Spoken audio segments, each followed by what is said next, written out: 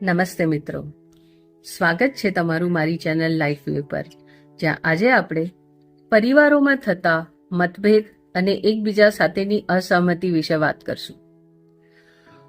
મિત્રો, પરિવારમાં જ્યારે મતભેદ થાય છે ત્યારે પરિવારના બે ભાગ પડે છે, બે પક્ષ બની જાય છે અને આ પક્ષમાં ગામની એક એક વ્યક્તિ જોડાતી જાય છે.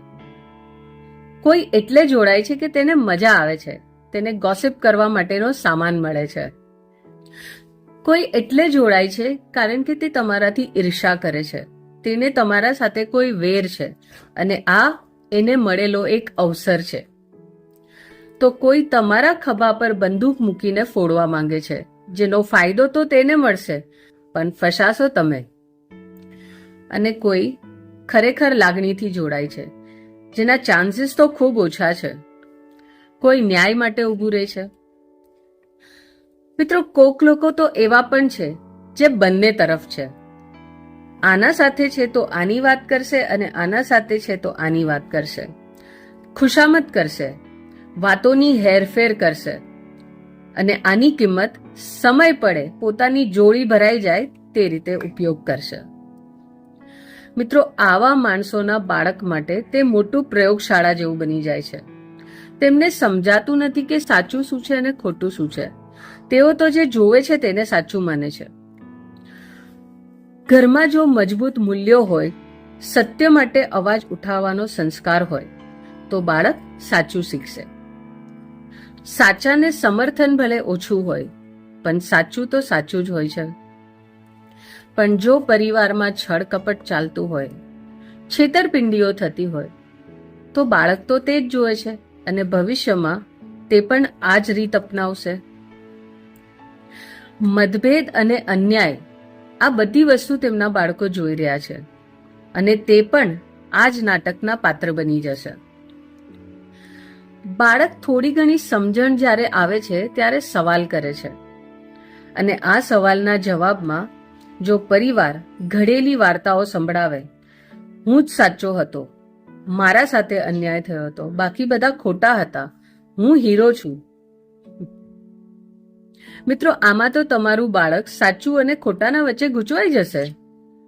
બાળકને સત્ય નહીં કહો અને ફક્ત ભાવનાઓનો ઢંઢેરો પીટશો તો તે તો ગેરમાર્ગે દોરવાશે. આવી પરિસ્થિતિમાં બાળકનું મન વિચારી શકતું નથી કે સાચું શું છે અને ખોટું શું છે, અને એક દિવસ તે પણ આવી ઘડેલી વાર્તાઓ બનાવવાનું તૈયાર કરી દે છે, કારણ કે તેણે આ જ શીખ્યું.